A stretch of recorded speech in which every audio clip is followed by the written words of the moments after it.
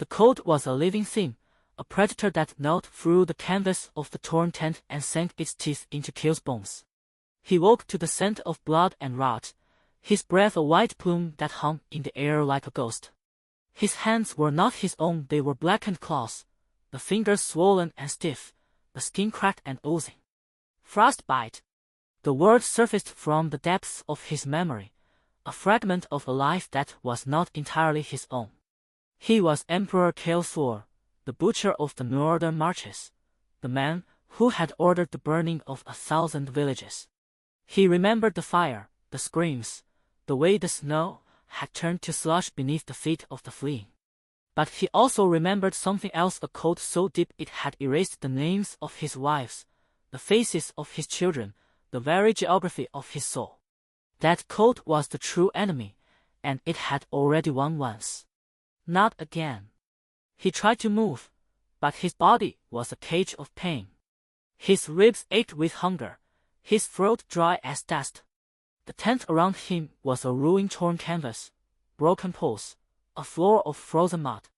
Outside, the wind howled like a wounded beast. And inside, there were whispers. The tyrant stirs. Look at his hands. He'll be dead by dawn. Good. Then we can eat.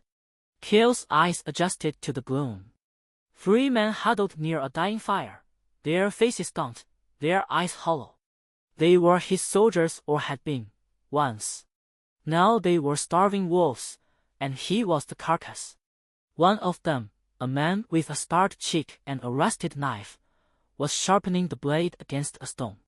The sound was a slow, deliberate hiss, a promise. Kael's mind raced. He had no magic, no divine favor. What he had was the silent pivot, a mind that held the accumulated knowledge of 1,000 winters, the survival tricks of Arctic tribes, the supply routes of forgotten empires. He reached into that well and pulled out a memory, a shaman of the White Fan people, treating a warrior's blackened fingers with warm urine and slow thawing. It was crude. It was desperate. It was all he had. He forced his voice to be steady, to carry the weight of command. You there. With the knife. Stop sharpening and listen. The man looked up, startled. The other 2 exchanged glances. Kael continued, Your name is Tyrant, is it not? You served under General Vex in the 3rd winter campaign. You know how to build a snow cave. Tyrant's eyes widened. How do you? I remember everything, Kael said. And I remember that you are not a coward. But you are a fool if you think killing me will fill your belly. My body is too thin to feed you for a week. But if you follow my orders, you will eat mammoth meat by nightfall. Mammoths? The second soldier, a younger man with a patchy beard, laughed bitterly. There are no mammoths left. They all fled south. No, Kael said. They did not. I remember a herd that grazes in the valley of the Broken Tooth, 3 days' march east. The snow there is shallow, the ground firm. If we weave nets from sinew and set traps, we can take one. He saw the doubt in their eyes, the hunger that warred with suspicion. He pressed on. But first, we must survive the night. Tyrant, take 2 men and dig a snow cave 10 paces from this tent. The walls must be thick, the entrance low. You will sleep there. The body heat of 3 men will keep you alive. The rest of you, gather every scrap of sinew from the dead horses. Weave them into nets. I will show you how. And what of your hands? Tyrant asked, his voice flat. Kael looked at his blackened fingers. I will treat them. With urine. Warm urine. The soldiers recoiled. The young one spat. You are mad. I am alive, Kael said. And I intend to stay that way. Now move. Something in his voice, some remnant of the emperor who had burned 1,000 villages, made them obey. They stumbled out into the blizzard, and Kael was alone. He forced himself to his knees, then to his feet. The world swam, but he held steady. He found a clay pot, filled it with snow, and held it between his thighs until the snow melted. Then he added a few drops of his own urine, the warmth a shock against his frozen skin. He plunged his hands into the pot, gritting his teeth against the pain. The thawing would be slow, the tissue fragile. If he was too quick, the flesh would slough off. If he was too slow, the gangrene would spread. He counted his breaths. 100. 200. 3. Outside, the wind screamed. But beneath it, he heard the sound of digging, of men working. Good. By the time the sun, a pale smear of light behind the clouds, had crawled across the sky, the snow cave was finished. The soldiers had woven 3 crude nets from sinew and horsehair. Kael, his hands wrapped in strips of cloth, showed them how to set the nets in the valley of the broken tooth, using the carcass of a dead wolf as bait. They waited. The cold seeped into their bones. The young soldier, whose name was Reborn, began to shiver uncontrollably. Kael ordered him into the snow cave, where the heat of 3 bodies would warm him. The others watched with envy, but Kael's glare silenced their complaints. And then, just as the light began to fail, a shout rang out. The patrol was returning, dragging something behind them. A mammoth. A young one, its tusks broken, its body a mountain of meat and fur. The soldiers cheered. They looked at Kael with something that was not quite respect, but was no longer hatred. That night, they feasted. The meat was tough and stringy, but it was food. Kael ate sparingly, saving his strength. He knew the danger was not over.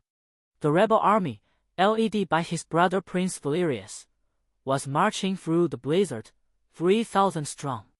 They would reach the supply cache in 2 days. If they burned it, the army would starve. But that was a problem for tomorrow. Tonight, he had to sleep. He lay down in the snow cave, the warmth of the bodies around him a comfort. His hands throbbed, but the blackness was receding. He closed his eyes. And then he heard it. A footstep. Soft. Deliberate. Kael's eyes snapped open. The fire had died to embers, casting the cave in dim orange light. A figure was crouching at the entrance, a dagger glinting in his hand. The rebel spy. The one who had been sent to kill him while he slept. But Kael was not sleeping. And he was not unarmed. His right hand moved, slow and silent, to the ice shard he had hidden beneath his furs. He had crafted it that afternoon, sharpening a piece of frozen water against a rock until it was a blade as deadly as any steel. He waited until the man was inches away, the dagger raised. Then he struck. The ice shard drove into the man's throat, a clean, precise thrust. The rebel gurgled, his eyes wide with shock. Kael twisted the shard, and the man collapsed, blood pooling in the snow. Kael stood over the body, breathing hard. The other soldiers stirred, but he waved them back. "It is done," he said. "Sleep. We have much to do tomorrow." He did not sleep. He sat in the darkness, the ice shard still in his hand, and watched the entrance. The cold was still there, waiting. But so was he. Dawn bled through the snow cave entrance in pale, watery light. Kael IV sat cross-legged on a frozen mammoth hide, his bandaged hands resting on his knees. The pain had receded to a dull throb, but his fingers remained stiff, useless for combat. He had not slept. The silent pivot had fed him images of Hannibal's Alps crossing, of Roman legions that starved because their commander hesitated to ration. He would not make that mistake. The council gathered before him 7 men wrapped in furs, their breath pluming in the cold. General Oren, broad-shouldered and scarred, stood at the center. His eyes flicked to the mammoth carcass hanging from ice hooks. "We have meat," Oren said, his voice flat. "But not enough. 300 men, 1 mammoth. The men want equal shares." Kael studied them. Orion was the loudest, but the others Captain Vex's former lieutenants, men who had served under the old regime, watched with hungry, calculating eyes. They expected him to cave, to play the generous emperor. He remembered a scroll from the library of Antioch. Xinghao, a starving army is a beast, a disciplined army is a weapon, Xinghao. We will not share equally, Kael said. The words hung in the frozen air. Orion's hand drifted to his sword hilt. We will ration. Each man receives 1 pound of meat per day, plus bone broth. The rest is cached hidden in a secondary snow cave, guarded by men I trust. If the rebel army burns our supplies, we will have a reserve. You trust yourself, Orion sneered. You think we don't know what you are. The butcher of the frozen wastes. You'll hoard the meat and let us die. Kael rose slowly. His frostbitten hands ached, but he kept them at his sides. I will stay awake for 2 days and 2 nights to oversee the rationing and the ice fishing. I will not eat until every man has his portion. If I hoard, you may kill me. Silence. The generals exchanged glances. Laren, the young soldier with the patchy beard, stepped forward. I'll guard the cache, Emperor. His voice trembled, but his eyes were steady. Tyrant followed, nodding once. Orion's jaw tightened. He had no legitimate complaint. Fine. But if we starve, your head will decorate the snow. Kael ignored him. He turned to the assembly. We need water. The snow is full of air. It will dehydrate you faster than thirst. I want a team to dig for the underground ice spring. It's 300 paces north, beneath a rock overhang. The ice there is solid, meltable without wasting fuel.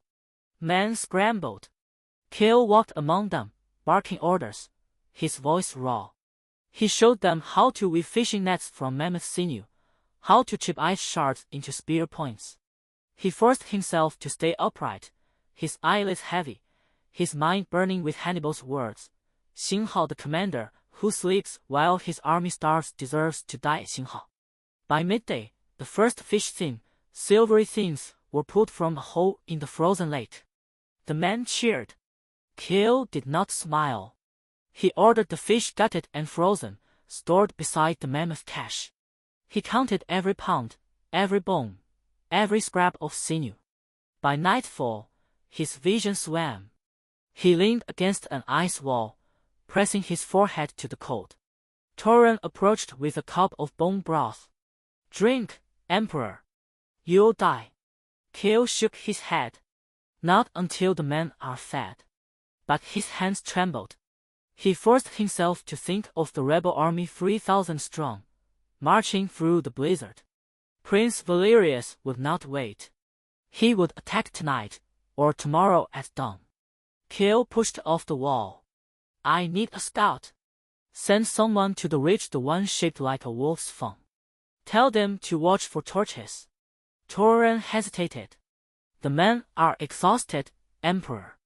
Then send the man who is too tired to fight but too stubborn to die. Kael's voice cracked. He felt his age, not the 30 years of his body, but the centuries of memory pressing down on him. Tyrant nodded and disappeared into the dark. Kael walked to the cache cave. Inside, Laren stood guard, a spear in his hand. The meat was stacked in neat piles, covered with snow. Kael counted again. 2 weeks of rations, if stretched. Enough to outlast the rebel army's siege, if they could hold. He sat down, back against the ice, and closed his eyes just for a moment. The silent pivot offered him images. Genghis Khan's supply lines, the frozen rivers of the steppe, the way to turn ice into a weapon. He filed them away, forcing his mind to stay sharp. A scream tore the night. Kael's eyes snapped open. He grabbed an ice shard and ran. Outside, men were shouting. A scout, a boy no older than 16, stumbled into the firelight, his face white, his eyes wide. He pointed north. The rebel army, he gasped. 3,000 strong. They marched through the blizzard. They'll be here by nightfall. Kael's blood turned cold. He looked at the frozen lake, the half-built snow caves, the exhausted men. He had no walls, no siege weapons, no magic. He had only his mind, and the memory of 1,000 winters. He turned to the assembly. We have ours. Listen carefully. We will make the ice our fortress. The blizzard howled like a living thing, whipping snow into Kael's face as he stood before his 500 men. Their breath fought in the frigid air, eyes hollow with fear. The scout's warning echoed in his mind. 3,000 rebels, marching through the whiteout, their banners lost in the storm. Kael flexed his frostbitten fingers still stiff, but the pain was a reminder that he was alive. He had no magic, no miracles. Only the cold, and the knowledge buried in his skull like a frozen blade. Listen to me, he said, his voice raw from sleepless nights.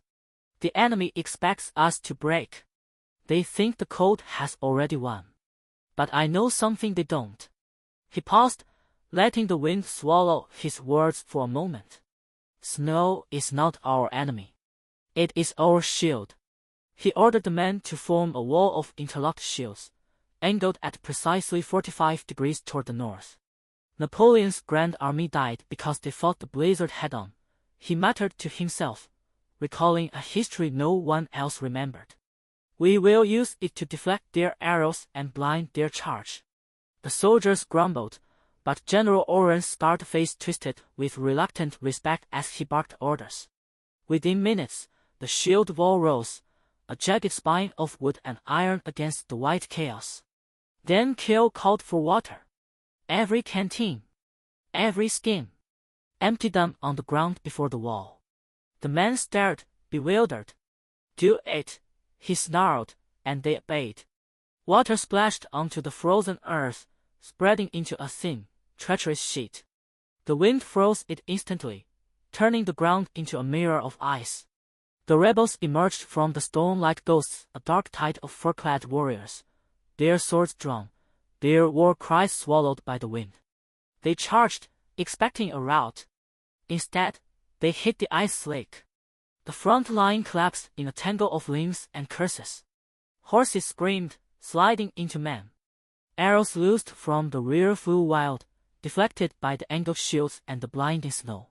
Kael drew his blade, the cold steel biting his palm. Now! He roared, and led the charge himself. His boots found purchase on the ice. He had learned to walk on frozen lakes as a child, a memory dredged from the silent pivot. He cut down the first rebel, a young man with terror in his eyes, then another, and another.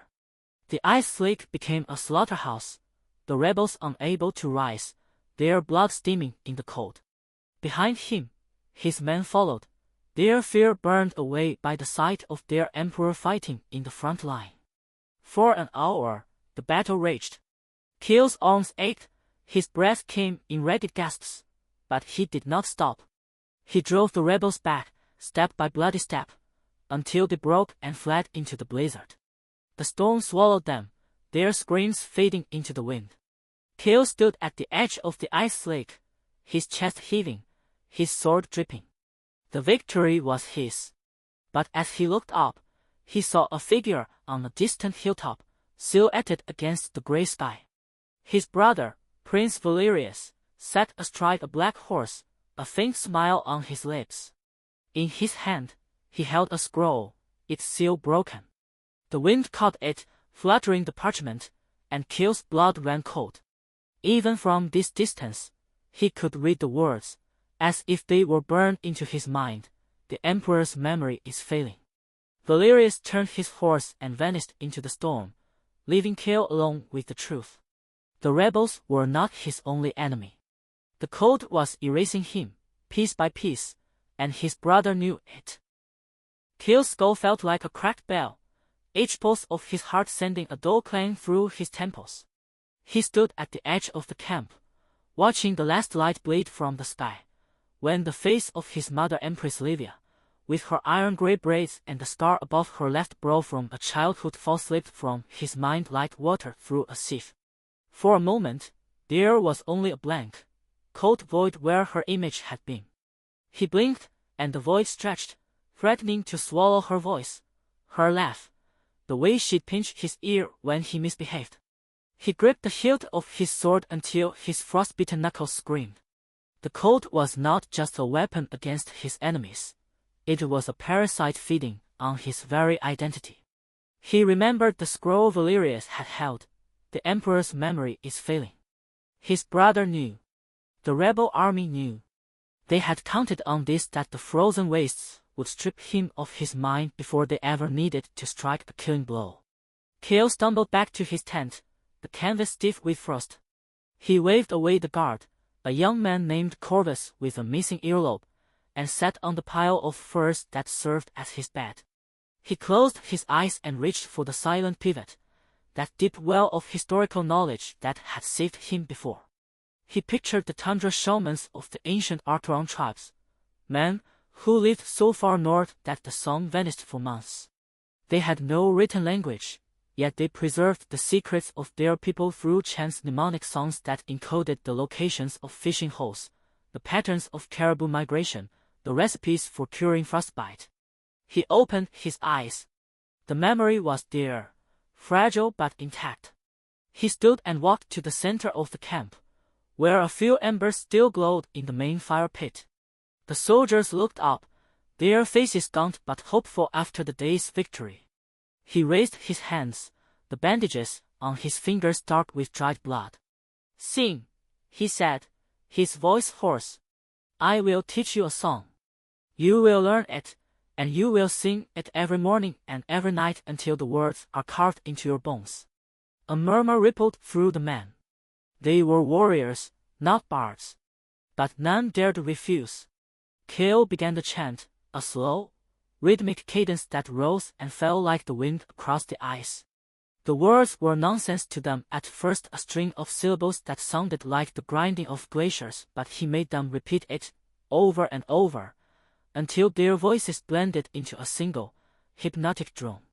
The chant encoded the location of a supply route he had read about in a forgotten chronicle, a path that hugged the eastern ridge of the Frostfall Mountains, where the wind carved tunnels through the snow, hiding the trail from aerial scouts. It also encoded the signs of a poisoned water source, a bitter taste, a greenish tint, the absence of animal tracks nearby. He forced the men to sing until their throats were raw, until the words became instinct. But the chant came at a cost. Each repetition felt like a piece of his own life being pulled from his chest. He remembered a passage from an old medical text. The shamans who used such chants often died young, their brains burned out by the constant strain of memorization. Kael calculated the toll. 40 days. He was sacrificing 40 days of his lifespan to lock this knowledge into his mind and the minds of his men. By the time the moon rose, the camp was silent, the soldiers asleep in their snow caves. Kael sat alone, his head pounding, the chant still echoing in his skull. He tried to recall his mother's face again, and this time, it came back blurry, but there. He held onto it like a lifeline. A footstep crunched in the snow. Kael's hand went to his dagger, but it was only a soldier, the same one who had warned him about the poisoned well 2 days ago. The man's name was Tyrant, a veteran with a scarred cheek and a limp from an old frostbite wound.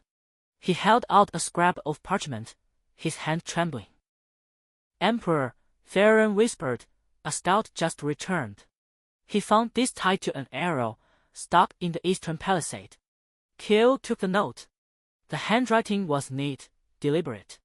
He read it once, then again, the words burning into his mind. "Prince Valerius has poisoned the well. Your men will die of thirst in 3 days." He looked up at Tyrant, his eyes cold as the frozen ground beneath them. "Which well?" Tyrant swallowed. "The only one we have, Emperor. The one we dug 2 days ago." Kael's jaw tightened. The memory of the chant still hummed in his blood, but now it was joined by a new thought, a memory from the silent pivot, of an underground ice spring that ran beneath the camp, hidden beneath a layer of permafrost. He had read about it in a surveyor's log from a century ago. It was there, waiting to be tapped. But first, he needed to confirm the poison. And he needed to find the spy who had delivered the note.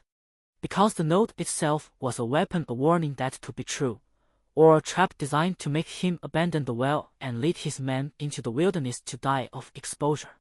He folded the parchment and tucked it into his coat. "Wake the men," he said. "We have work to do." The dawn brought a horror worse than the cold. Men crawled to the well, their tongues black and swollen, only to retch at the stench. Rotting fish God's Valerius's poison had turned the water into a broth of decay. Kael stood at the edge, his frostbitten hands gripping the stone lip, watching a soldier collapse mid-crawl. The man's lips were cracked, bleeding, his eyes wild with thirst. "Please," he rasped, reaching for the bucket. Kael kicked it away. "That water kills slower than thirst." The camp was a graveyard of dry throats. Tyrant limped to his side, his scarred cheek twitching. 40 men down, Emperor. We have 2 days, maybe less." Kael's mind raced, the silent pivot churning through centuries of frozen hell. Siberia. The Nanets. Seal bladders. He saw them, hunters melting snow against their skin, using body heat to coax water from ice. "Collect every leather pouch," Kael ordered, his voice ablaze. "Fill them with clean snow. Not the yellow crust, the white beneath. Seal them tight and strap them to your chests. Your body heat will melt it. Drink from the spout." Men stared, disbelieving. A young soldier named Tyrant, with a missing earlobe from frostbite, shook his head. "That's not enough. Not for 3,000. Kael grabbed his shoulder, forcing him to meet his gaze. "It's enough to keep you alive for 1 day. That's all I ask." They moved. Reluctant, desperate, they gathered snow, stuffed pouches, and pressed them to their chests. Kael watched the first trickle of water drip from a soldier's pouch. The man wept, drinking it, his hands trembling. But Kael knew this was a bandage. The spring was the cure. He retreated to his tent, unrolling a map of the frozen wastes. The silent pivot offered a fragment, an underground ice spring, 100 paces north of the camp, beneath a collapsed ridge. He remembered a Cossack scout's journal where the ground hums with hollow cold, thick. The ridge was a low mound, barely visible under the snow. Kael grabbed a shovel and walked. Tyrant followed. "You can't dig alone, Emperor." Kael didn't answer. He reached the ridge, knelt, and pressed his ear to the ground. A thing hummed, the sound of moving water beneath rock and ice. He began to dig. The snow gave way to frozen soil, then gravel. His frostbitten hands screamed, the pain a white-hot fire. He ignored it, each shovel stroke a prayer. 20 minutes. An hour. His breath fogged, his vision blurred. The silent pivot whispered, "Xinhao, you sacrificed 20 days for this water." Xinhao, he didn't care. Other soldiers arrived, watching. Tyrant grabbed a shovel and joined him. Then another. Soon, a dozen men dug in silence, their bodies a shield against the wind. Kael's shovel hit stone, a slab of granite, flaked with ice. He chipped at its edges, his fingers numb. Tyrant wedged a crowbar beneath it, and together they pried it loose. Water burst upward, cold and clear, splashing their faces. The men cheered, a ragged sound of hope. Kael fell to his knees, cupping the water to his lips. It was alive, pure, tasting of stone and earth. He drank until his belly ached. But the celebration was short. A commotion rose from the camp, shouts, a scuffle. Kael rose, his legs unsteady, and walked back. A group of soldiers had captured a man, his face blooded, his hands bound. The rebel spy. They dragged him to Kael and threw him at his feet. "He was trying to leave," said a soldier, his voice shaking with rage. "We found this on him." He held up a scrap of paper, smudged with charcoal. Kael read it. Xinhao supply cache located. Burn at midnight, Xinhao. Kael knelt, grabbing the spice hair, forcing his head back. The man's eyes were defiant, but his lips trembled. Valerius wants my supplies gone, Kael said, his voice low. Tell me where he hides. The spice bad blood. He marches through the blizzard. 3,000 swords. He'll be here by dawn. Kael released him, standing. The camp fell silent, the water forgotten. The supply cached their food, their weapons, their hope set in a shallow cave a mile east. If it burned, they would starve.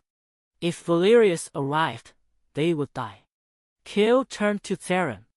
Double the guards on the cache. No one enters without my word. He looked at the spy, then at the well, still festering with poison. And throw him in the well. Let him taste his master's gift. The soldiers dragged the spy away, his screams muffled by the wind. Kael stood alone, the water from the spring still dripping from his beard. The cold was an enemy he could fight. But his brother was a blade aimed at his throat. Tonight, the cache burned. Or they did. The wind carried the scent of pine and frozen earth, but beneath it, Kael smelled smoke. Not from their cook fires, those had been dead for hours. This was the thin, acrid promise of torches.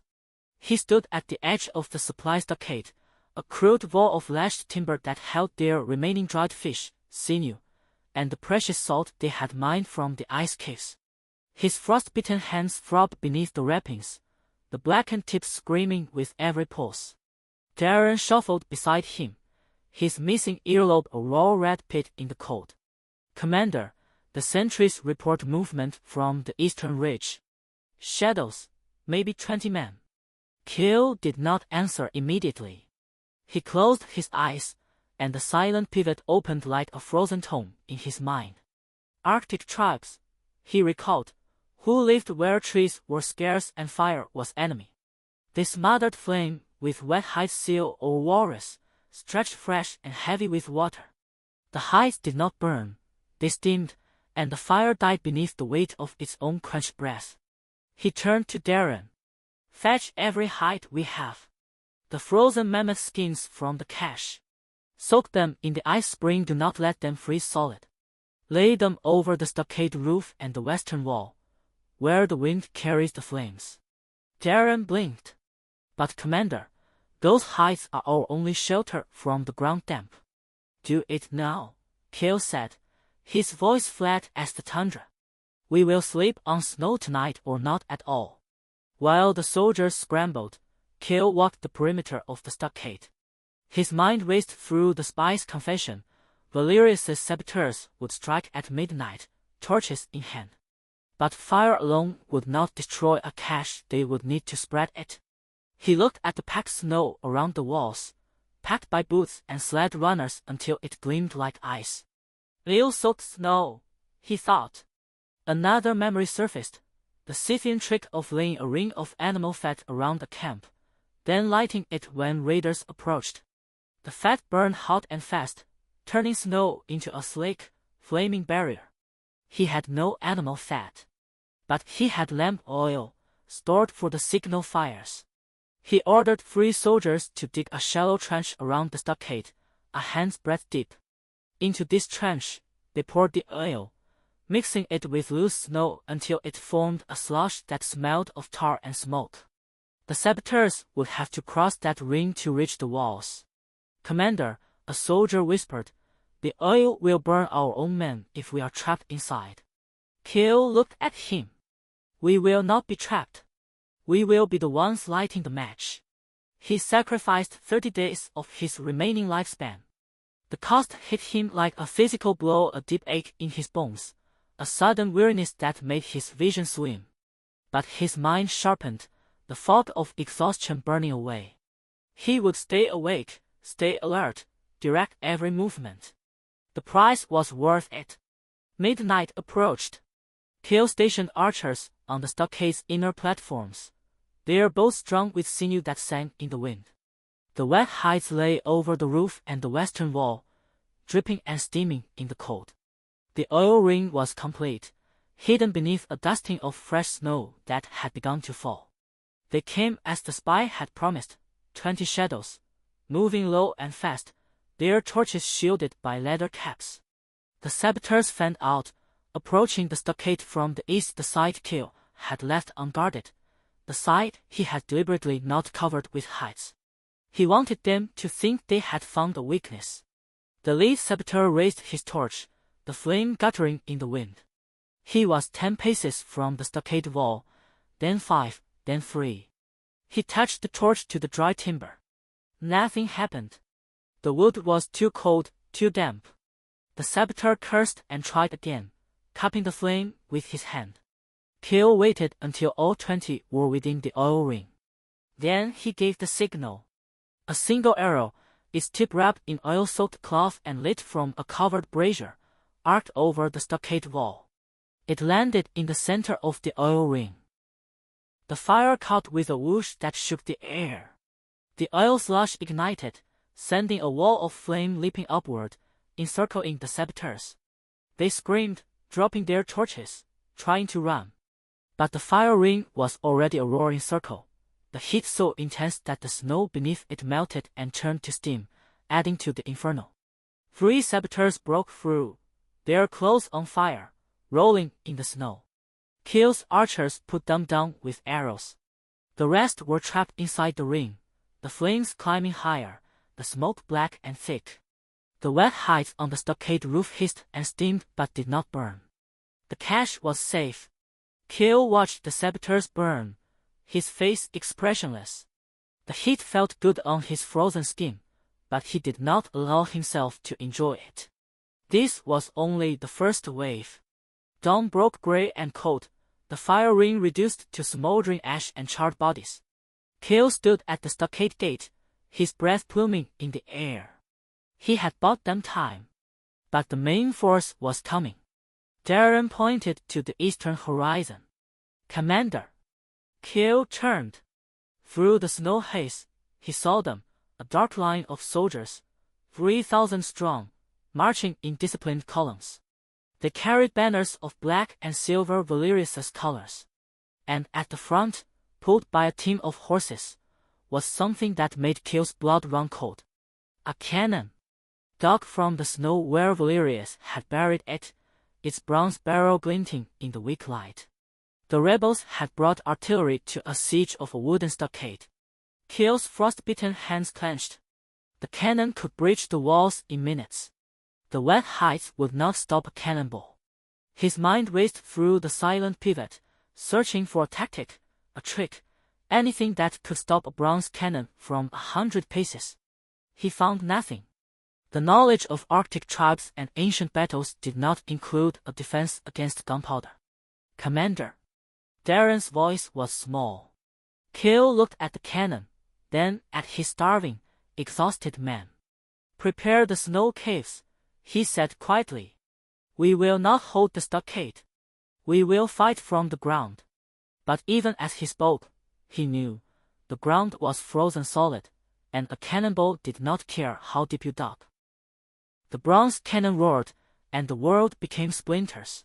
Kael's shield wall frozen height stretched over lashed pine exploded inward. Men screamed as jagged wood and ice shards tore through their ranks. The second shot hadn't come yet, but the ground trembled under the weight of 3,000 boots marching closer through the falling snow. Kael wiped blood from his cheek where a sliver of wood had carved a thin line. His frostbitten hands throbbed beneath the wrappings, the pain a dull, constant fire. He forced himself to breathe, to think. The Swedes. The Great Northern War. Charles XII engineers had faced bronze cannon before, and they had answered with ice. Form a bucket line to the river. Kael's voice cut through the chaos. "Every man with a container skins, helmets, anything fill them and bring the water here." "Now!" Soldiers stared, frozen by fear and cold. Kael grabbed the nearest man by the collar. "Move, or we all die." They moved. Kael drove them, his own body a weapon of exhaustion. He lifted ice blocks with his ruined hands, the cold seeping through the wrappings and biting into the flesh beneath. Each block cost him a breath of warmth, a moment of clarity. He didn't count the cost. He couldn't. They built the rampart in layers, snow packed tight, then water poured over it, freezing instantly in the biting wind. Another layer of snow, another drenching. The ice grew thick, opaque, a wall of frozen defiance. Kael's lungs burned, his vision swam, but he carried block after block until his arms trembled and his knees buckled. The cannon fired again. The ball struck the new rampart, and the ice held. Cracks spiderwebbed across the surface, but the wall absorbed the impact, the frozen mass swallowing the iron shot. A cheer rose from the defenders, thin and ragged, but real. Kael didn't cheer. He watched the rebel gunners reload, their movements slow in the cold. He saw the powder keg sitting beside the cannon, half buried in snow. A spark. A flame. That was all it would take. Archers, Kael rasped. Flaming arrows. Aim for the powder. They had few arrows left, and fewer still with oil-soaked rags tied to the shafts. But they had enough. Kael watched the first arrow arc through the gray sky, its flame a tiny star against the blizzard. It landed short, hissing in the snow. The second struck the barrel of the cannon and clattered away. The third found the powder keg. The explosion was a thunderclap that shook the ground. Fire and metal bloomed outward, tearing through the rebel ranks. The cannon itself split, its bronze fragments sliding down the gunners and the soldiers behind them. Screams rose, then died as the shockwave flattened men like wheat. Kael stood at the rampart, his breath fogging, his hands useless claws at his sides. The rebels broke. They turned and fled into the blizzard, their discipline shattered by the blast. But Valerius did not run. He stood alone, a dark figure against the white, his horse dead beside him. "You forget everything, brother," Valerius shouted, his voice carrying through the wind. "Even how to hate." Then he turned and walked into the storm, and the snow swallowed him. Kael watched him go. The cold gnawed at his thoughts, nibbling at the edges of memory. He chanted the mnemonic under his breath, supply routes, battle formations, the names of his dead, but the words felt slippery, like water running through cracked fingers. He turned back to his men. They were alive. The cache was safe. But the war was far from over. Darkness. Then a flicker of ember light. Kael's eyes opened, but the thought that should have followed, "Who am I?" was a hollow echo. He stared at the canvas roof of his tent, the frost creeping along the seams like veins of silver ice.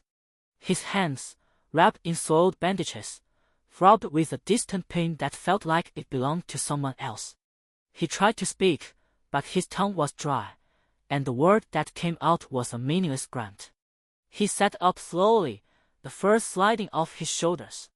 The cold bit into his skin, but it was the emptiness inside that truly ate. He looked at the small fire pit, the embers glowing orange, and tried to remember his name. Nothing. Just a void where a lifetime of memories should have been. He knew he was a leader. The tent was large, the furs fine, but the details were ghosts. He closed his eyes and reached for the silent pivot. It was like grasping at smoke. Fragments surfaced, a battle in deep snow, the taste of iron, a woman's face that dissolved before he could hold it. Panic clawed at his chest. He forced himself to breathe, to slow his heart. The cold steals memory, he recalled from a forgotten lecture. Arctic tribes used totem carving to preserve identity. He grabbed a sliver of bone from his pack, a broken rib from a deer they had eaten days ago. With his knife, he began to carve. First, a symbol for his name, a jagged crown over a mountain. Kael. The word came to him like a whisper from the wind. He carved it deep into the bone. Then he carved the faces of his loyal soldiers, the shape of the supply cache, the route through the frozen pass. Each cut was a struggle against the numbness in his fingers, but he forced the blade to obey. As he worked, he chanted the mnemonic verses he had taught his men. Snow and sun, moon and star, fire and ice, remember who you are. The words felt foreign on his tongue, but he repeated them until they became a rhythm. He carved a tally of the days since the cannon fire 3 days, though time felt slippery. He carved the number of his soldiers, 247. He carved the name of the enemy, Valerius. The brother. The betrayer. He held the talisman to his chest, feeling the cold bone press against his skin. The memories began to solidify, like water turning to ice. He remembered the shield wall, the cannon, the explosion. He remembered the supply cache hidden beneath the frozen river. He remembered the underground ice spring that would give them clean water. But the effort cost him. A sharp pain lanced through his skull, and he felt something drain from him 50 days of his life, he knew, traded for the ability to remember. He stood, his legs unsteady, and walked to the tent flap. The cold air hit him like a wall. Outside, the camp was quiet. Soldiers huddled around small fires, their faces gaunt. He saw a scout running toward him, snow caked on his furs. The scout's eyes were wide, his breath ragged. Emperor, the scout gasped, the cannon fire, it woke something. A frozen WRM. It's heading straight for the camp. I saw its tracks there as wide as a wagon. It'll be here by dawn. Kael stared at the scout, the bone talisman cold against his palm. He remembered a passage from an ancient text, in the deepest ice, creatures slumber that predate man. The WRM was a myth, a legend used to frighten children. But the scout's terror was real. He looked at the horizon, where the snow seemed to ripple, and felt the ground tremble beneath his feet. He turned back to the tent, his mind already racing. He had no magic, no gods to call upon. Only the knowledge carved into bone and memory. He would have to fight a monster born of ice and time. The silent pivot whispered to him. In the Siberian wastes, hunters drove mammoths into pits lined with spikes. He began to plan. The ground shuddered. A sound like cracking glaciers rolled through the frozen forest, snapping trees and sending a spray of snow into the air. Kael's men scrambled, grabbing whatever weapons they had, rusted swords, sharpened femurs, ice-tipped spears. The sentry on the ridge didn't even have time to scream. A massive shape, 40 feet of serpentine horror, burst through the trailing. Its skin was not scales but ice plates of crystalline frost that caught the pale sun and threw back blinding shards of light. Its mouth opened, revealing teeth of obsidian, black and jagged, dripping with frozen saliva. The thing moved with a sinuous grace that belied its size, each coil leaving deep furrows in the snow. It let out a roar that was less sound than physical force, a pressure wave that knocked men off their feet and sent tents collapsing.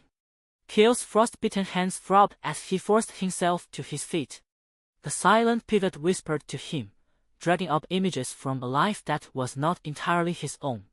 Mammoth hunters on the northern steppes, digging pits and luring beasts with blood and flesh. Dig! He shouted, his voice cracking. Dig a trench, now. Deep enough to trap it. Cover it with snow. His soldiers stared at him, wide-eyed and frozen. The WRM's head swung toward the center of camp, its black tongue tasting the air. Now! Kael grabbed the nearest man, a young soldier named Dawn, whose hands shook as he held a spear, and shoved him toward the center of the clearing. You, and you, and you start digging. The rest of you, follow me. He ran toward the supply cache, where slabs of dried meat hung from a frozen rack. He grabbed a chunk of raw WRM meat left from a previous kill, still red, still stinking of blood, and dragged it across the snow, drawing a trail toward the spot where his men were frantically hacking at the frozen earth with their tools. The WRM's head turned. Its eyes, if they could be called eyes, were milky orbs with no pupil, yet they tracked the meat with predatory focus. Kael dropped the meat at the edge of the pit, now a shallow trench that his men were widening with desperate speed. "Get back," he ordered, pulling his soldiers away. "Form a semicircle around the pit. When it falls, we spear it from above. Aim for the joints in its ice plates." He grabbed a spear himself, ignoring the pain in his hands. The cold had already claimed 2 of his fingers. The others were blackened and stiff. He could feel the memory loss creeping back, the edges of his thoughts blurring, names slipping away. He began to chant under his breath, the mnemonic chant he had carved into the bone talisman: Kael IV, Emperor, Butcher, Reborn. The silent pivot.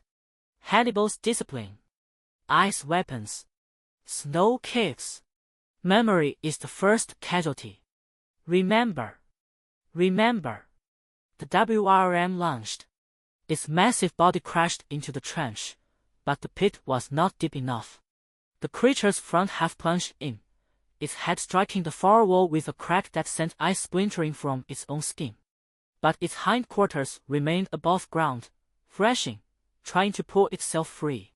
"No!" Kael screamed and charged. He drove his spear into the joint where the ice plate met the creature's neck. The obsidian-hard ice shattered, and the spear sank deep into flesh that steamed in the cold air. The WRM screamed, a sound that tore at the ears, and its tail whipped around, catching 2 soldiers and sending them flying into the trees. But the others followed Kael's lead. Spears rained down, finding gaps in the ice armor. Dorn, the young soldier, drove his weapon into the creature's eye, and black ichor sprayed across the snow. The WRM convulsed, its body coiling and uncoiling, and Kael felt something snap inside him, a rib, maybe, or something worse. He ignored it. He drove his spear again and again, each strike costing him a piece of his remaining strength. He could feel the days of his life draining away, the cold sapping his will, but he did not stop. The WRM's movement slowed. Its head sagged, its body went limp. A final shudder ran through it, and then it was still. Kael collapsed to his knees, gasping. His hands were wet with blood, his own, the WRM's, he couldn't tell. The soldiers around him were cheering, but the sound was distant, muffled by the ringing in his ears. He looked up and saw that the WRM's blood had melted the snow around the pit, revealing something beneath, a stone hatch, ancient and covered in carved runes. His men fell silent. Kael crawled to the hatch, his frostbitten fingers scraping away the ice. He found an iron ring, rusted but strong, and pulled. The hatch ground open, revealing a stairwell descending into darkness. He grabbed a torch from a nearby soldier and descended. The bunker was small, but it was packed, racks of steel swords, steel sharp, barrels of salted meat and dried grain, and, on a stone table at the center, a rolled parchment held down by a skull. He unrolled the parchment. It was a map, drawn in faded ink, showing the entire northern frontier. And there, at the heart of the continent, marked with a blood-red X, was the imperial heartland. The seat of the empire that had betrayed him. The home of his brother, the usurper. Kael smiled, his cracked lips bleeding. "We have a new destination," he said, his voice hoarse but clear. "We march south." The torchlight flickered across the bunker's stone walls, casting long shadows that danced like specters. Kael stood at the threshold, his frostbitten hand resting on the cold iron of the doorframe. Behind him, his men pressed forward, their breath pluming in the frigid air as they beheld the cache before them. Rows of steel swords gleamed with a dull sheen, their edges still keen despite decades of slumber. Stacked beside them were hauberks of chainmail, each link interlocked with precision, and helms with nasal guards that spoke of a forgotten age. The supplies were more than a treasure, they were a lifeline. Kael stepped deeper into the chamber, his boots crunching on a layer of frost that had crept in from the outside. His eyes swept over the bounty, but his mind was already racing. The silent pivot stirred within him, dredging up memories of ancient campaigns. He saw Hannibal's army emerging from the Alps, snow-caked and starving, yet striking fear into the heart of Rome. That was the key: surprise, terrain, and the willingness to sacrifice. "Strip the bunker," Kael commanded, his voice hoarse but firm. "Every sword, every link of armor. We march within the hour." Dorn, the young soldier who had helped slay the WRM, stepped forward, his face pale with exhaustion but eyes bright with hope. "Commander, there's a map here. It shows a path through the mountains, a shortcut to the Imperial heartland." Kael took the map, its parchment brittle with age. The lines were faded, but the red X at the heartland was unmistakable. He traced the path with his finger, feeling the cold leather of his glove against the paper. The path was narrow, winding through a valley that would funnel an army into a killing zone. But if they could take it, they could flank Valerius's fortress and strike before the rebel army knew what hit them. "Hannibal used a hidden path to surprise Rome," Kael murmured, more to himself than to Dorn. "The element of surprise is worth 1,000 swords." He closed his eyes, and the silent pivot activated. A searing pain shot through his skull as memories flooded in the Battle of Lake Trasimene, the ambush at Cannae, the frozen passes of the Caucasus. He saw supply lines, troop movements, and the exact moment when a flanking maneuver could break an enemy's spirit. The knowledge came at a cost: 20 days of his lifespan, drained like water from a cracked vessel. He gasped, his knees buckling, but Dorn caught him. "Commander!" Dorn's voice was urgent. Kael waved him off, steadying himself against the wall. "I'm fine. Gather the men. We move now." They marched through the blizzard, the wind howling like a wounded beast. The snow was deep, reaching their knees, but the steel armor they now wore gave them strength. Kael led from the front, his eyes fixed on the distant mountains. The map was etched into his mind, every twist and turn of the path burned into his memory. He recited the mnemonic chants under his breath, preserving the knowledge against the cold that sought to erase it. After hours of trudging, they reached the pass entrance. The wind died abruptly, and an unnatural silence fell over the column. Kael raised his hand, signaling a halt. The snow here was pristine, untouched by any living creature. But as they advanced, shapes began to emerge from the white haze, rows upon rows of soldiers, standing frozen in formation. Kael's blood ran cold. These were no statues. They were men, thousands of them, clad in the livery of Valerius's elite guard. Their eyes were open, staring into the void, their faces locked in expressions of terror and determination. Frost clung to their beards and eyelashes, and their weapons were raised as if they had died mid-charge. They were perfectly preserved, a legion of the damned. Dorn drew his sword, his hand trembling. "Commander, what happened here?" Kael stepped closer, examining a soldier's face. The man's skin was pale as marble, his lips blue. There were no wounds, no signs of battle. They had simply frozen to death, caught in a sudden blizzard that had turned the pass into a tomb. But how? Valerius's elite were seasoned warriors, equipped for winter campaigns. Then Kael saw a faint shimmer on the ground, like a layer of polished ice. He knelt, brushing away the snow to reveal a slate, glassy surface. It was not natural. Someone had created an ice lake, deliberately, to trap and kill an entire army. The realization hit him like a physical blow. This was a warning, a message carved in frozen flesh. "We are not the first to try this pass," Kael said, his voice barely a whisper. "Valerius sent his elite here, and someone or something destroyed them." He looked up at the frozen army, their eyes seeming to bore into his soul. The path was a death trap, but it was also the only way. The map had led him here, but the cost of crossing might be higher than he could pay. Behind him, his men shuffled nervously, their breath forming clouds in the still air.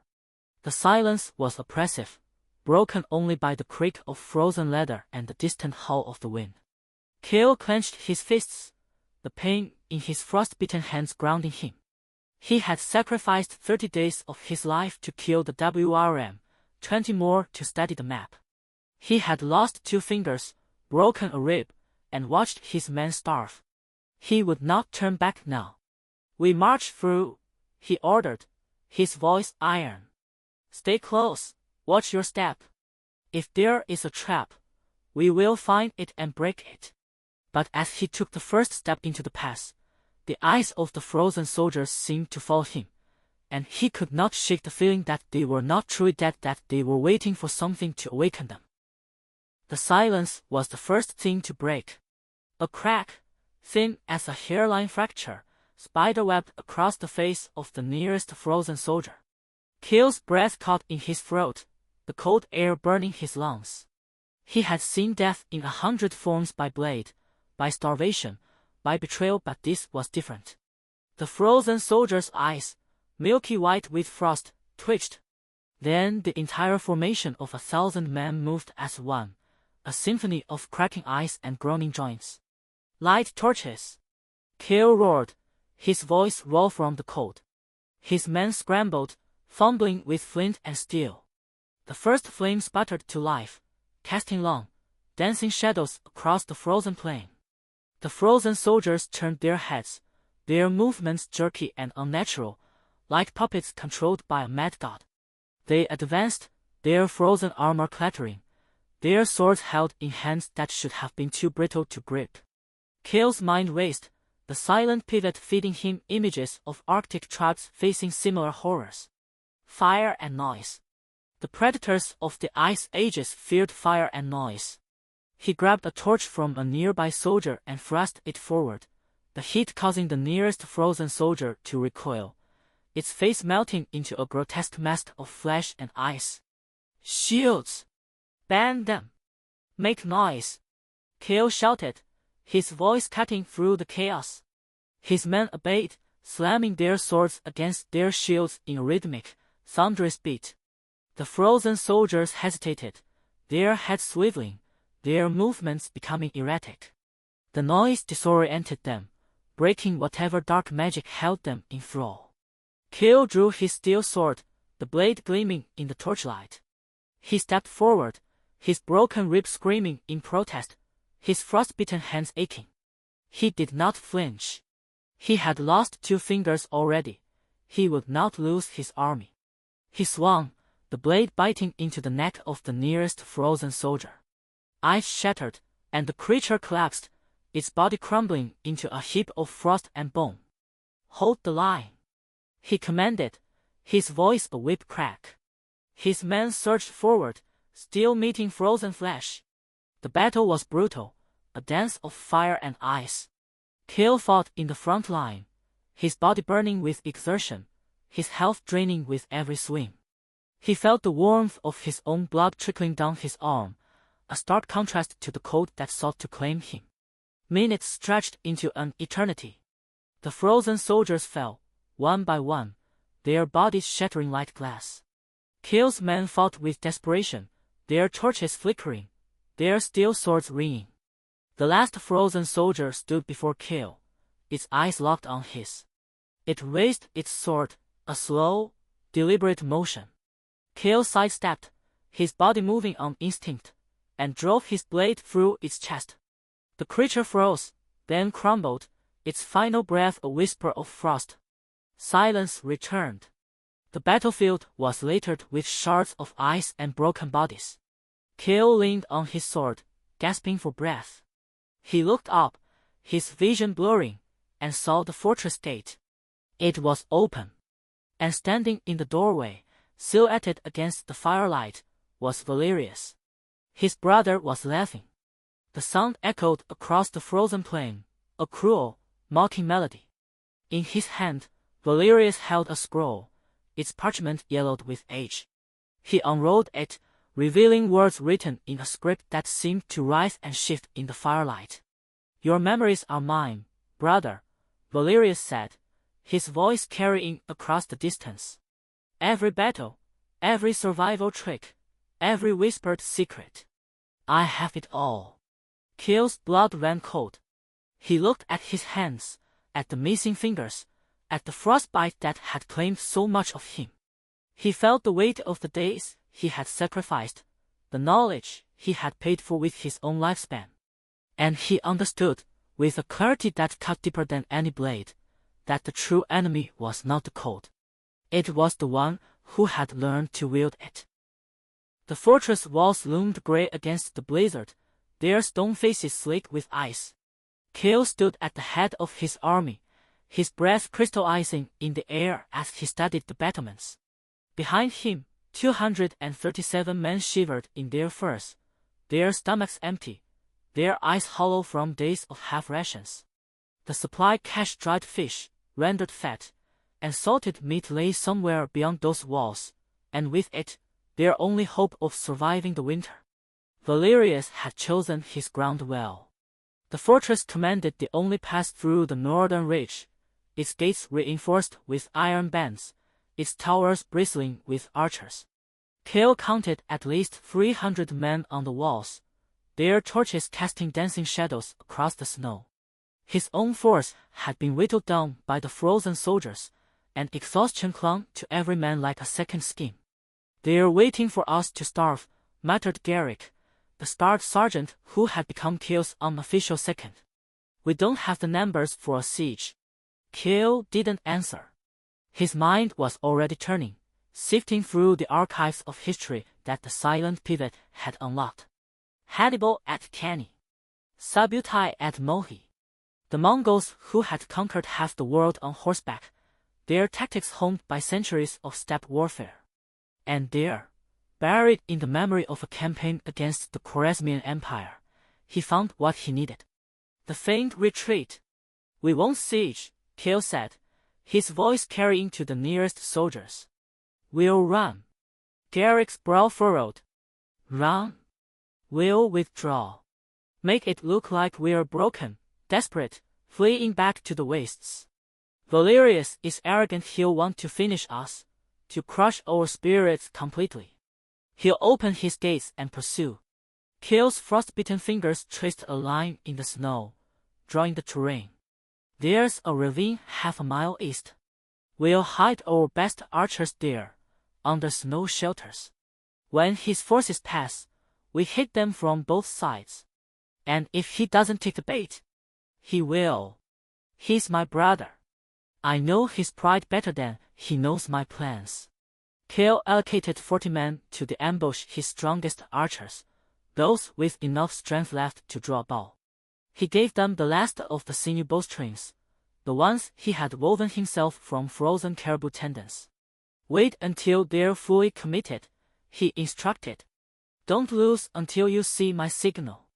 3 short horn blasts. The archers melted into the blizzard, their tracks quickly erased by the wind. Kael watched them go, feeling the familiar drain on his body. The silent pivot exacted its price in days of life, and coordinating this trap, calculating distances, timing, the precise placement of each archer cost him dearly. He felt the warmth seep from his core, replaced by a bone-deep cold that no fire could chase away. 40 days, he estimated. 40 days of his remaining lifespan, traded for a chance at victory. He turned to the remaining men. "Fall back. Slowly at first, then with panic. Drop your packs. Leave the sledges. Make it look real." The withdrawal began. Kael led from the rear, his broken rib grinding with every step, his frostbitten hands throbbing inside their fur wrappings. The fortress gates remained closed, but he could see movement on the walls, Valerius watching, calculating. They retreated a quarter mile. Half a mile. The men began to truly believe the desperation they were feigning, their steps faltering, their faces pinched with cold and hunger. Kael allowed himself a moment of doubt. What if Valerius didn't come? What if the trap failed? Then he heard it. The creak of iron hinges, the groan of frozen wood. The fortress gates swung open. Valerius's army poured out in a torrent of steel and fur, 200 strong, their war cries lost in the hall of the wind. They charged with reckless abandon, confident in their pursuit of a broken foe. Kael waited until the last of Valerius's men had cleared the gates. Then he raised his horn to his lips and blew 3 short blasts. The archers rose from the snow like phantoms. Their bows sang, and the first volley tore through the pursuing ranks. Men fell screaming, clutching at arrows that had appeared from nowhere. A second volley followed, then a third. Valerius's forces staggered, their charge broken by the sudden ambush. Kael's main force turned, drawing their ice-tipped spears and the steel swords from the bunker. They hit the disorganized rebels like a wave against a cliff. Kael fought in the front line, his movements economical, each strike aimed at a throat or an armpit where the fore gaped. The memory of 100 battles guided his blade, even as his body screamed for rest. The trap worked perfectly. Within an hour, Valerius's force was decimated. Those who survived threw down their weapons, their faces masks of shock and surrender. Kael found his brother at the center of the carnage, wounded but alive, blood streaming from a gash on his scalp. Valerius looked up with eyes that held no fear, only a cold amusement. "You think you've won," Valerius whispered as Kael's men bound his hands.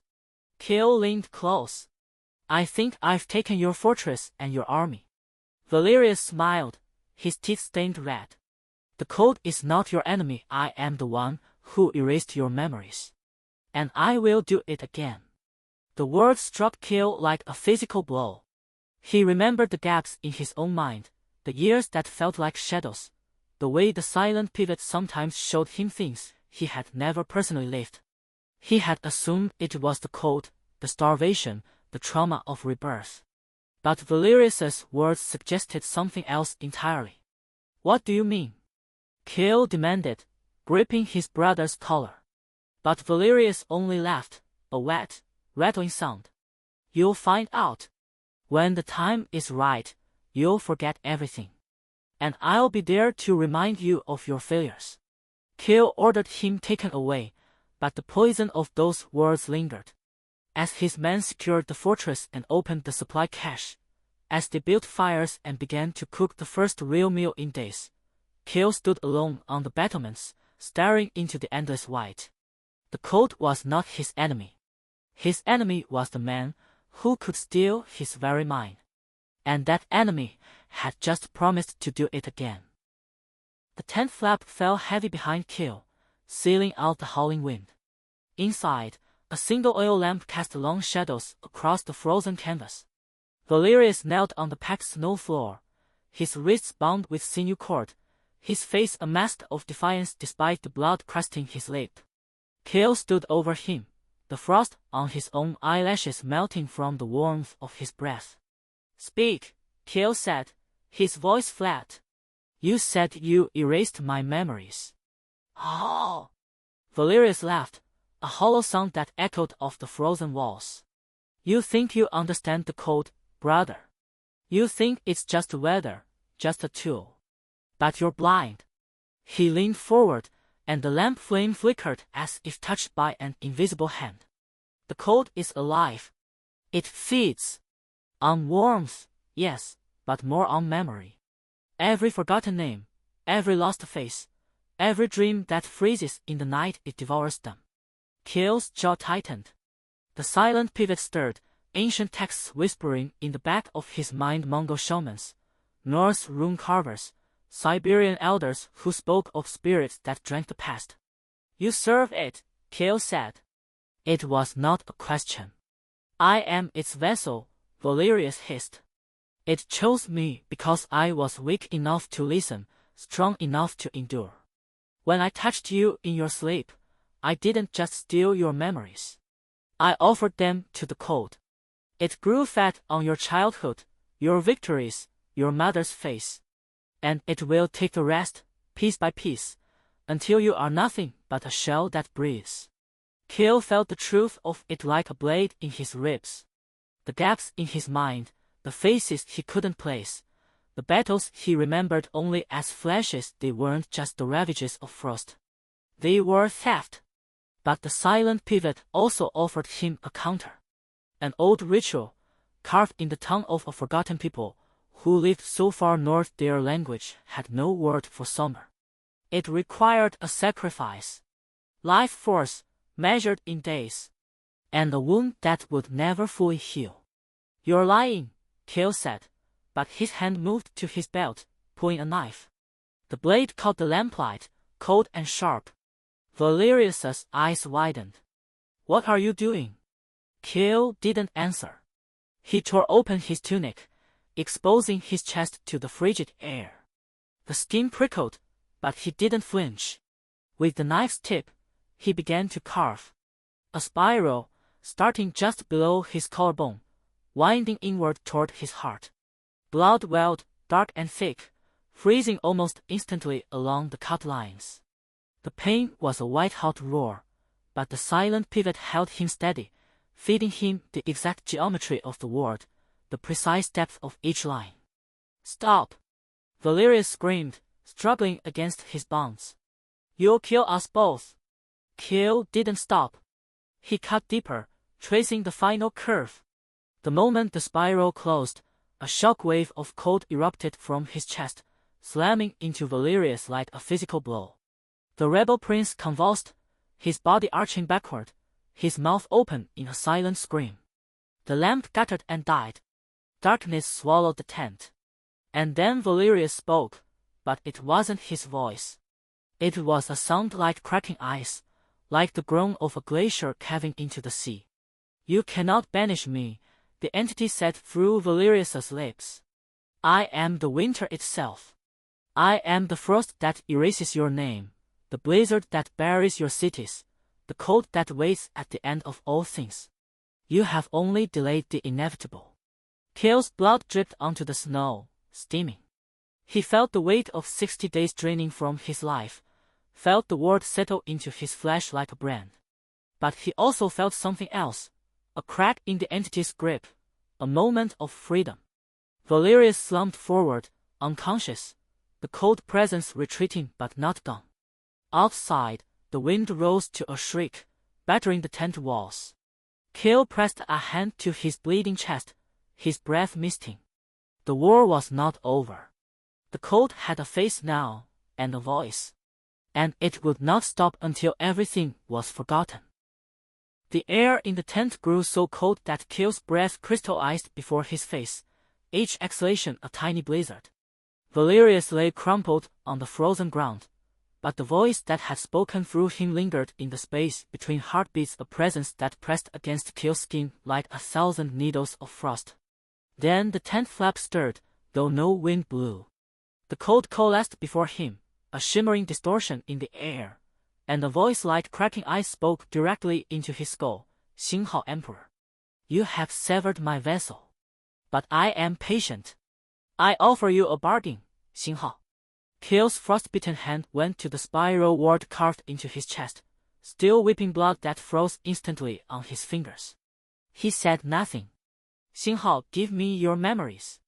Every battle, every strategy, every warm memory of summer sun and living fire. In exchange, I will grant you eternal winter, a kingdom of ice that never melts, where no army can march against you, where your enemies freeze in their tracks. You will rule forever, unchallenged, in a world of perfect stillness, Xinghao." The offer was seductive. Kael felt the pull of it, a longing for an end to struggle, to cold, to hunger. But the silent pivot stirred in his mind, dredging up fragments of forgotten lower Arctic tribes who had made pacts with frost spirits by offering warmth, only to become hollow shells, their souls devoured. He remembered a shaman's warning: "Xinghao, the cold does not give, it only takes. To bargain with winter is to become winter, Xinghao." Kael's jaw tightened. "I refuse." The temperature plummeted. Frost crept across the tent walls, and the voice hissed, "Xinghao fool. You will die in days. Your army will starve. Your memory will fade. I will take it all anyway, Xinghao. Not if I burn you back." Kael turned and strode out of the tent, his boots crunching on snow that seemed to cling to him, trying to drag him down. He found the nearest sentry, a young soldier named Rorik whose face was cracked with frostbite. "Gather every man. I need the fortress gates dismantled." Rorik blinked. "Sire?